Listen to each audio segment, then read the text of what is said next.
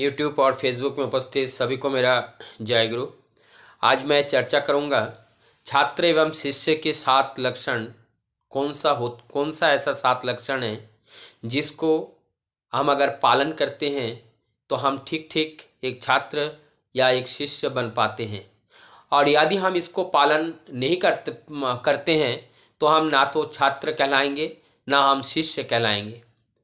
जो छात्र श्रद्धा के साथ अपने गुरु की सेवा नहीं करते हैं वो छात्र कभी अपने जीवन में उपलब्धि हासिल नहीं कर पाते हैं।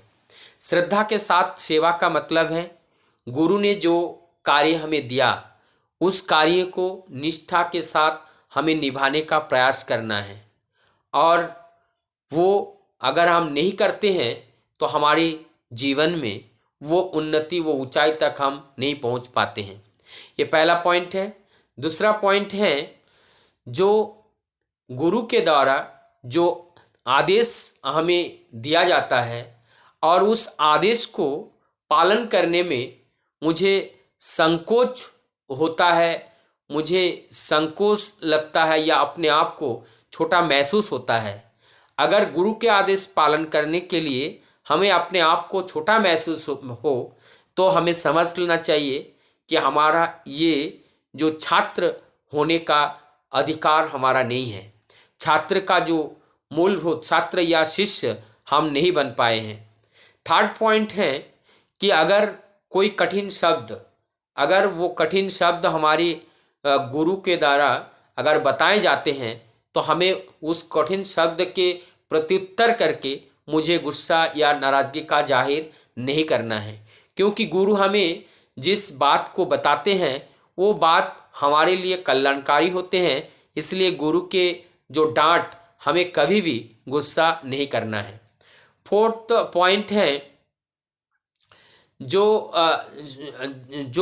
गुरु छात्र के प्रति जो शासन करते हैं और उस शासन को अगर हम सहन नहीं कर पाते हैं, हम उस गुरु को या वहाँ पे छोड़ के हम दूसरे जगह चले जाते हैं, तो ये भी हमें पराजय की राह को दिखाते हैं।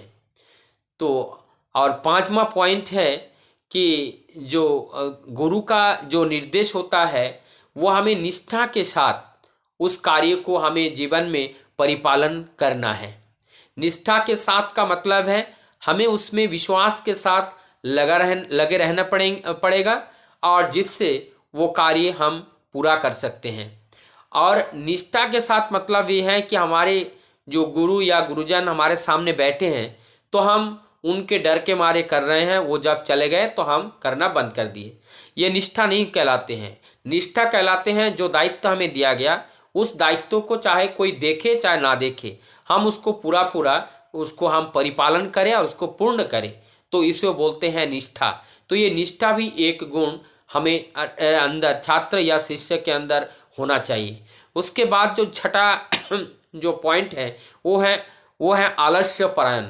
आलस्य परायण का मतलब, अगर हम सुबह उठने का टाइम है 5 बजे, हम 5 बजे ना उठ करके हम 6, 7, 8 करके हम वो टाइम पास करते जा रहे हैं, हम अपने सो के अपने समय बिता रहे हैं और ठीक समय से हम उस कार्य को संपन्न नहीं कर पाए, तो ये भी जो कैरेक्टर छठा कैरेक्टर है ये भी एक अच्छे छात्र या शिष्य का ये लक्षण नहीं है।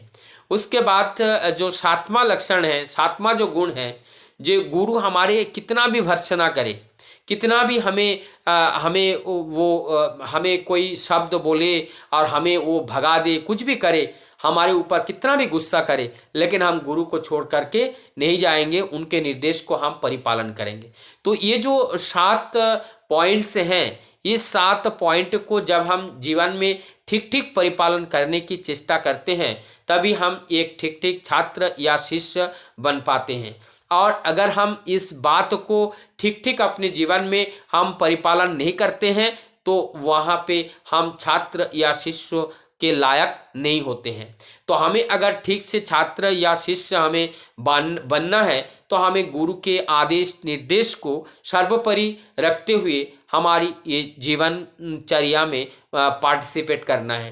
क्योंकि हमने जिस दिन गुरु रूप में हमने वर्ण किया, हमारे जीवन में जब भी हम कोई काम सीखने के लिए जाते हैं तो उनको हम गुरु रूप में अपने जीवन में वर्ण करते हैं, तभी हम उनके पास जाते हैं। तो आप जब मैं गुरु रूप में वर्ण कर लिया तो अर्थात मैंने अपने आप को समर्पण किया। जब हम उस गुरु के पास अपने आप को समर्पण करते हैं तो अपना विचार, अपना बुद्धि कहीं पे लगाना नहीं चाहिए। गुरु ने कहा कि अभी ये जो जिस कार्यों को गुरु ने निर्देश देते हैं उस कार्यों को विश्वास के साथ हमें करना चाहिए, और विश्वास के साथ जब जब हम करते हैं तो हमारे जीवन में सफलता आती है। कभी ये लोगों के मन में ये भी प्रश्न उठ रहा होगा कि गुरु तो अनंत, तो बहुत सारे गुरु हैं, तो बहुत सारे गुरु तो जो जो बातें बताते हैं और जो करते हैं और उससे अगर करेंगे तो वो नरकगामी हो जाएगा। तो सबसे पहले हमारा जो गुरुकरण है, जो किस तरीके से हमें गुरु को जीवन में धारण करके लेना है, वो गुरु की पहचान हमें पहले करना है। और गुरु की ठीक पहचान करके जब हम जीवन में गुरु धारण करते हैं और उसी के निर्देश को हमारा सर्वोपरि मान करके हम जीवन में जब चलते हैं तो हमारे जीवन में सफलता आती है।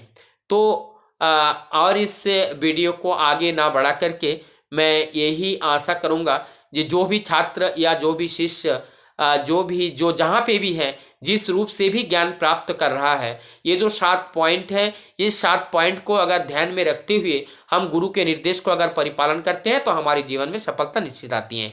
मैं सबको हृदय से जय गुरु करता हुआ यहीं पे अपने बात को विराम देता हूँ।